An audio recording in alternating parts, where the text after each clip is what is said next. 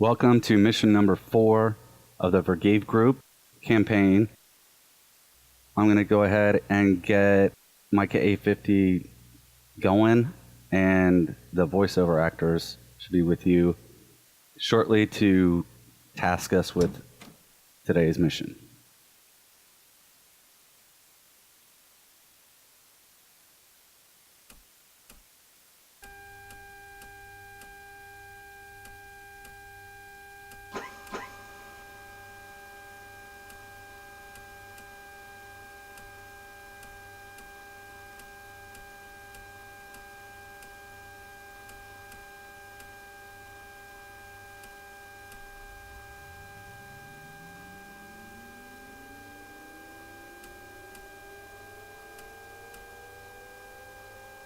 Ekran is ready. 223 Naval. 223 in the channel, Naval. 223, all flights except for aircraft involved into rescue operation are stopped all over the base. 223 ensures the secure pass of Logovo and stable operation. Firstly, you guide stable, cover the drop-off, and upon command from stable, cover Logovo target approach. Having obtained all clear signal from Logovo, return to base. How do you copy 223? Naval, 233, copy that. Escorting stable, and then Logovo. RTB upon Logovo cancel signal. That's right, 223. Be extremely attentive at the border. Passing of state border is forbidden. Naval, 233, understood. No border crossing. 223 Naval, take off from parking place, go on. The route is open, over.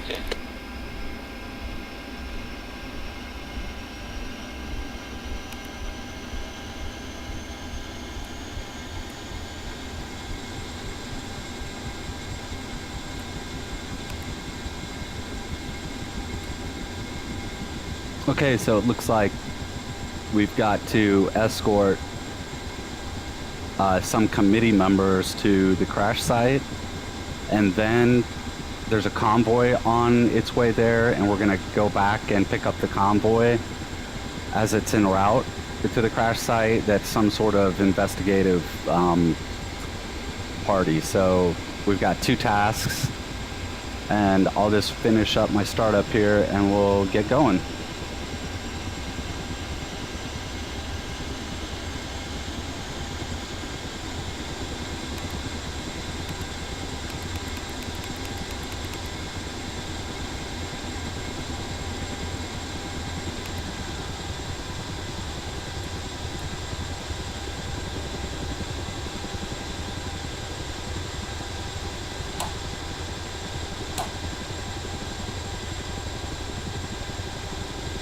Watch Ekran.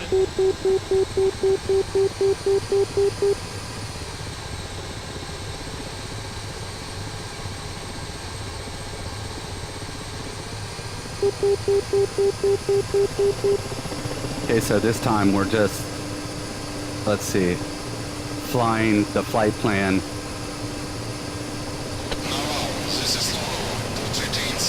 Let's see, there goes Logovo, like that one convoy that we escorted, except that we're not tasked with escorting them right off the bat. First we have to escort this other helicopter flight. So again, it's one of the, they try to, trick you into doing the wrong thing at the wrong time. You got to be careful and listen to the order in which you're supposed to execute your tasks.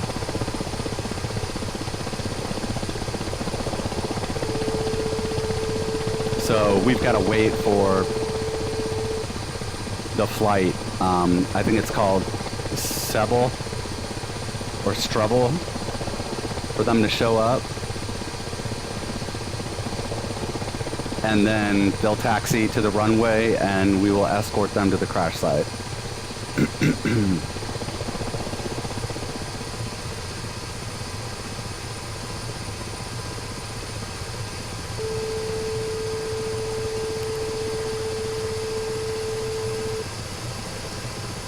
So I'm just going to kind of hang out here. Why these guys are going off-road for part of the trip is beyond me, but they do end up making it to the destination.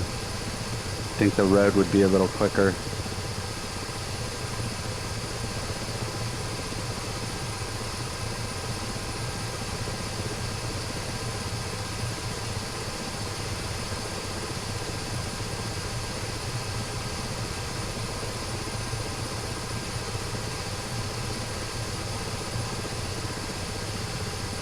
Maybe they don't want the insurgents to see that they're sending a crew out to the crash site, but with all the dirt they're kicking up, I'm thinking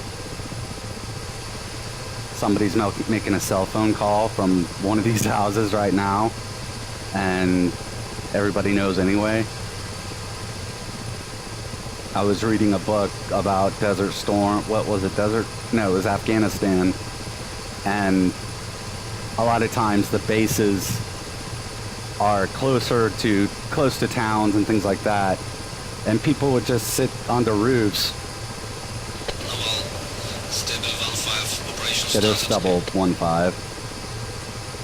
So they would just sit on the roofs and just be like, okay, an A-10 4-ship just took off heading north, or 2 Apaches just took off heading east, and you know, they just let everybody, all the enemies, know exactly when these flights were taking off.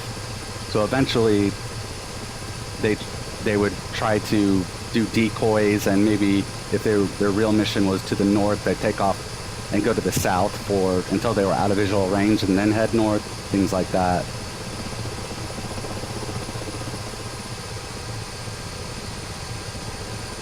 I think that was also in Ed Macy's Apache book.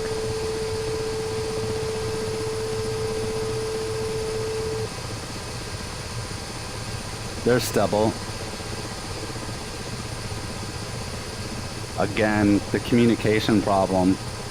You know, they're like, okay, taking off, but they're not even started up yet.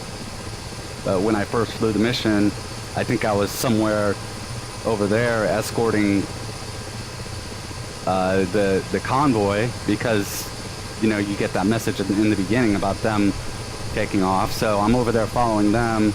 And then you hear this stubble 1-5 taking off, like we heard a second ago. And so I'm like, oh, wait, I thought I was supposed to... And then I rush back here, and it's like they haven't even taken off yet. So, it can get a bit confusing. But eventually it becomes clear what you're supposed to do and what order you're supposed to do it.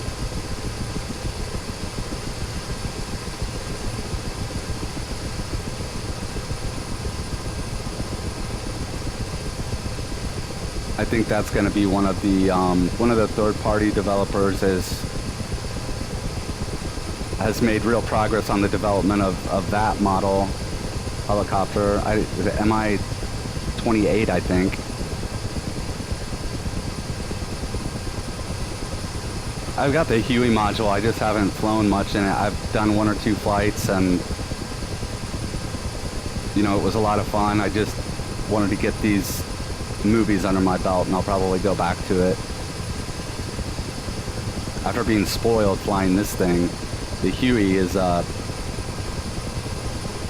well, it's a lot more difficult to fly, that's for sure. You have to anticipate things and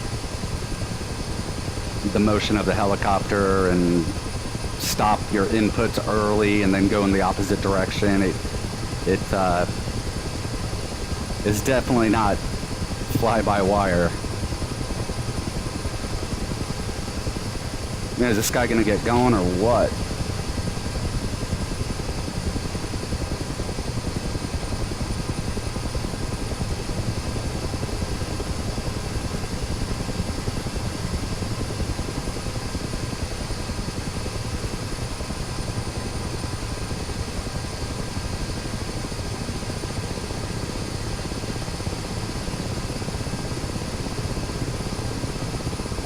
There, he's rolling.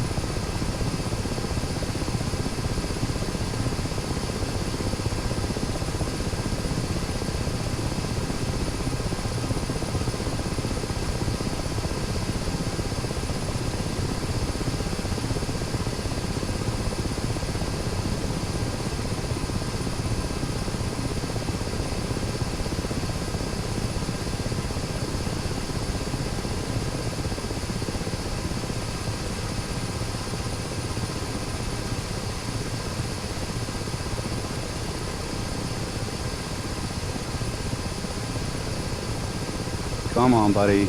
Let's go. Oh, he turned down this other taxiway.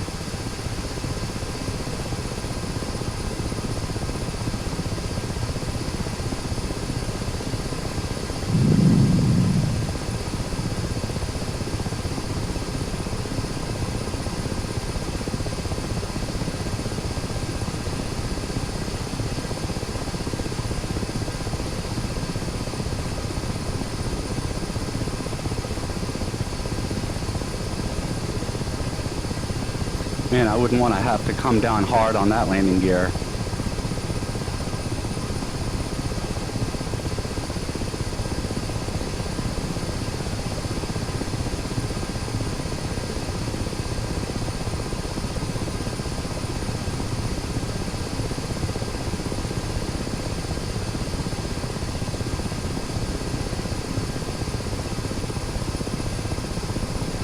Then you're like, finally, he's to the runway.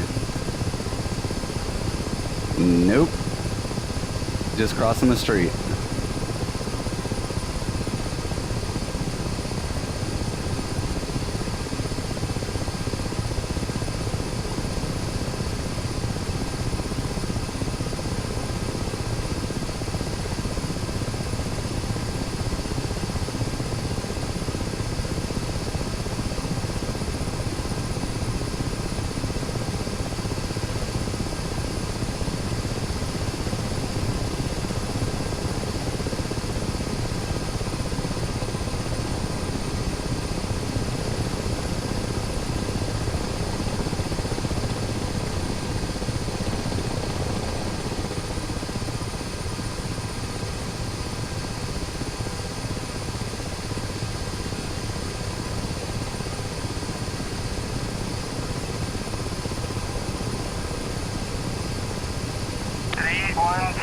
Airborne.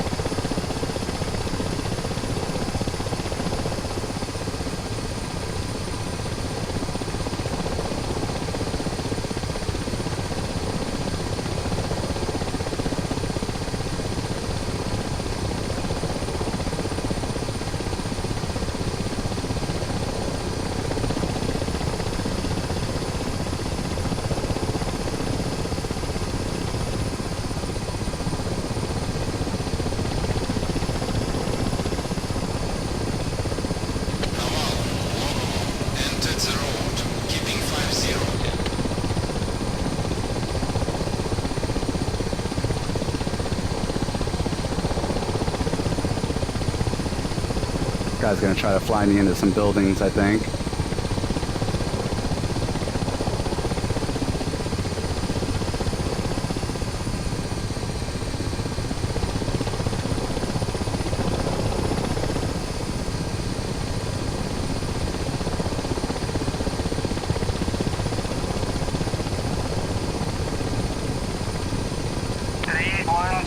Passing waypoint 2 at 45.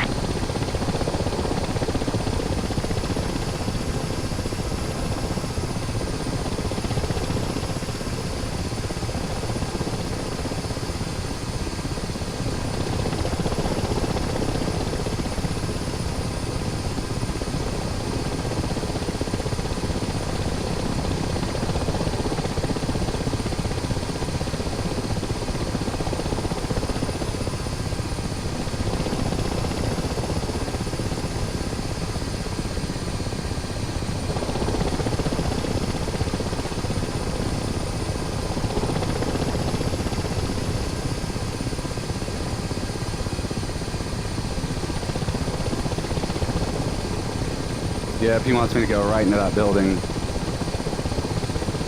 Nope. Sorry, buddy.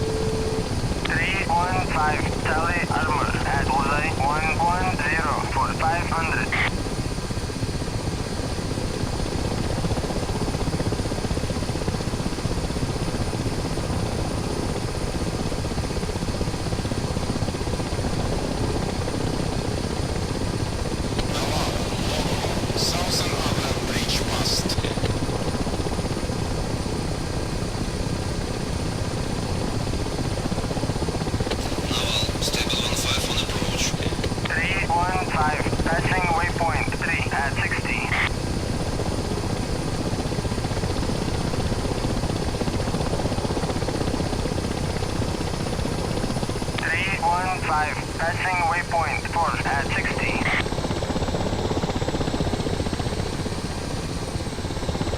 Naval, stable 1-5, started disembarkation.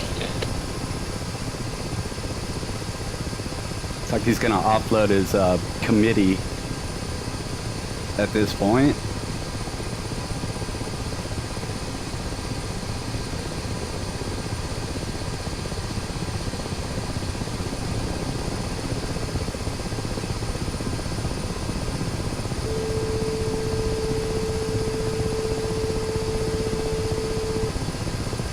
There they go.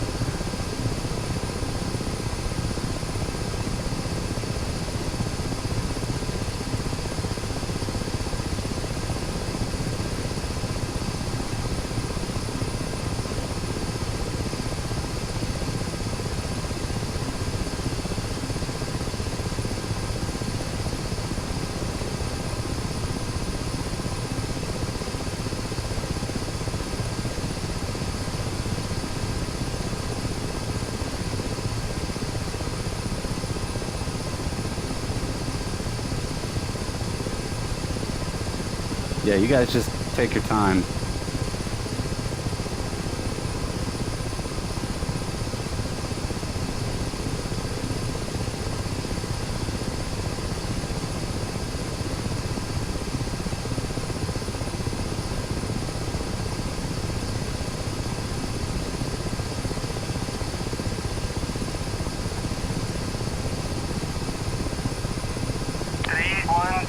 Passing waypoint 5 at 35.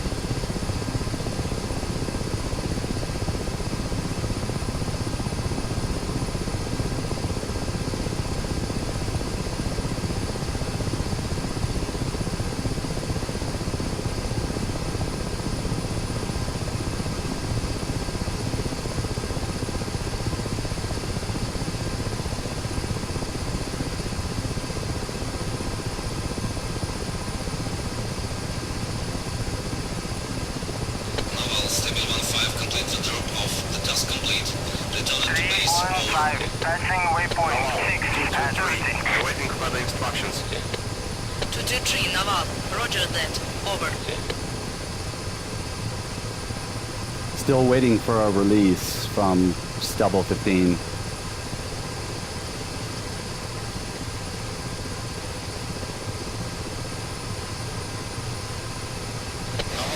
Inspectors on site. The escort may be free now. Over.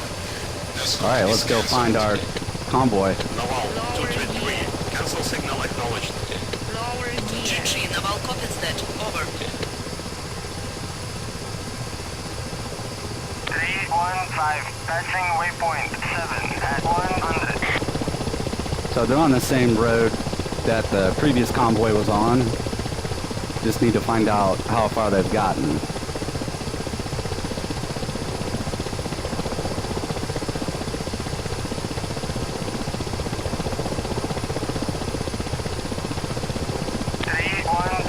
Passing waypoint 8 at 100.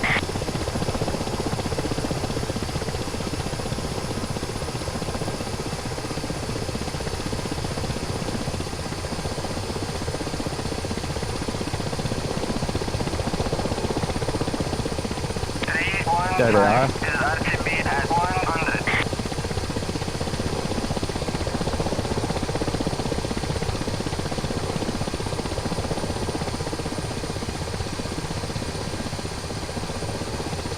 So I'm gonna try to trim her to about the 50 kph again after I get down a little lower to around 70, 80 meters, something like that.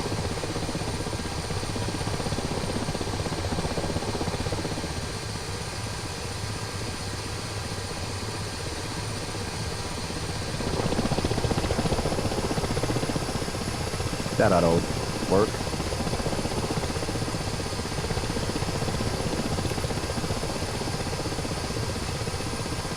There's Stubble 15. Wow, he's close.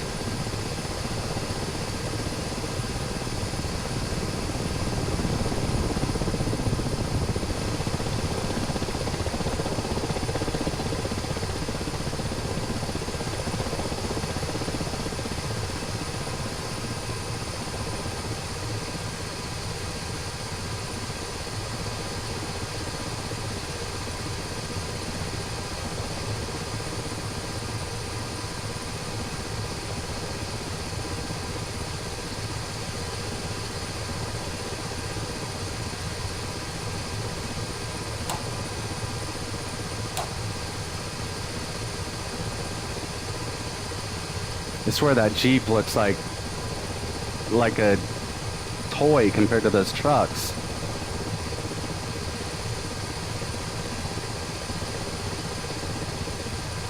So we should probably move ahead down the road and see make sure that there's no threats to our convoy.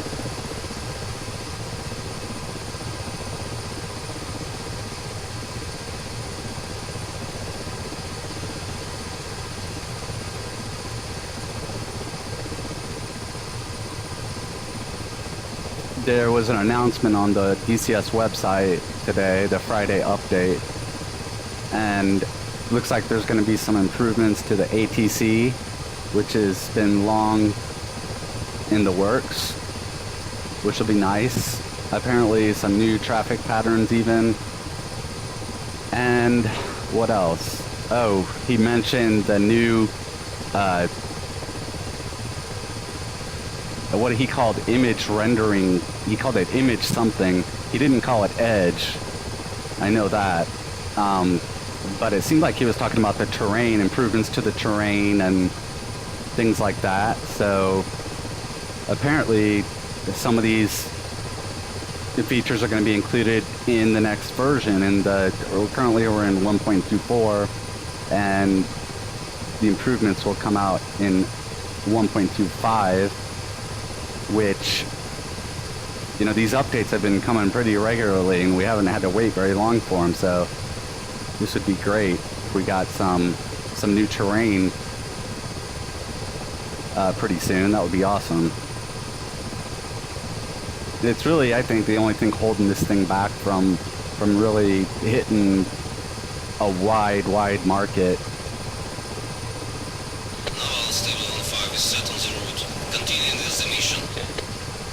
Well, that and the complexity of the simulation type mode, like this mode. Wow, that truck went right through that fire truck. And the next truck.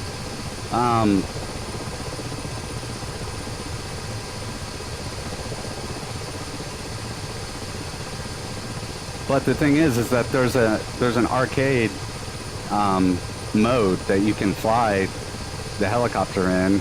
I've never actually tried it, but you know, if you just want to do a sort of Quake type experience where all your missiles are going to hit your targets, and you just kind of put the circle on the target and wait for a tone and hit the fire button, you know, that's in here. That's available with a simple flight model where you don't have to worry about all these autopilot channels, and you know, it just basically goes where you want it to go. But I don't know that a lot of people know. I don't know that a lot of people that might consider buying into this simulation world know about that. It was no surprise when.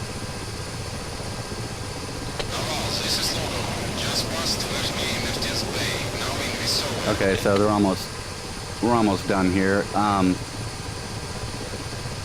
Yeah, so it was no surprise when Matt Wagner mentioned that Flaming Cliffs 3, which is not a study simulation. We call these like Ka-50 and the A-10 and the P-51 and the Huey. Those are study simulations. You know, some other people call them hardcore, whatever, realistic. Flaming Cliffs 3 is a survey sim, meaning that it takes a survey. Instead of spending all the development time on getting a completely realistic, true-to-life simulation of all the systems in a particular aircraft, you know, it sort of gives you a sampling of many aircraft at a lesser level of fidelity. And that's what Flaming Cliffs 3 is. You know, there's an F-15, there's an Su-27, a MiG-29, the Frogfoot, the Su-25, which is one of my favorites. It was actually the first aircraft to get a advanced flight model, which is different than what I'm talking about. It wasn't a study sim, but it did have a very advanced flight model that was a lot better than anything pretty much available anywhere else. And I don't know how long ago was that. maybe 5 years ago, something like that. And I guess now all the aircraft in Flaming Cliffs are going to have that advanced flight model. But again, it's going to be a survey simulation, and that's their top selling module. And I wasn't really surprised to hear that. You know, I tell friends and stuff about how much I love flying in these sims, and when they look at the startup sequence that I do, or they look at the length of the manual, you know, they just lose interest. And, you know, that's okay. It's not their thing. But the survey sim would be fun for them. And the thing is that the people that like to fly the study sims, you know, we don't care. We're not going to badmouth or say, oh, that's lame and, you know, that's too easy or whatever, because they're the bread and butter for this community pretty much, because that's the top selling module.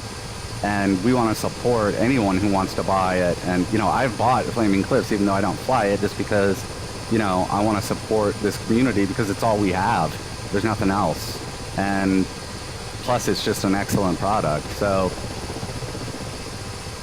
once they get into the survey type simulation mode, you know, a lot of those people are going to be like, okay, I want to take it to the next level. I got this. I want to learn how to actually start this thing up. And so it's kind of like some bait, you know, in a sense. We're kind of baiting the, the survey sim crowd into wanting to take on the hard, more realistic study simulation aspect modules that are available. It's just good for everybody. So, and it also, the more money that the developing, more money they make, the more money that they're gonna, the more time they're gonna have available to develop study sims. Because obviously, if the survey sim is what's making them money, you know, they have to spend most of their time on that. Anyway, I guess I've sort of rambled on about that, but this is not a super exciting mission. And I've talked about a lot of this convoy stuff already, so I'll try to keep my opinions to myself in the future, but just wanted to give a shout out for supporting the simulation community and just kind of giving my take on it.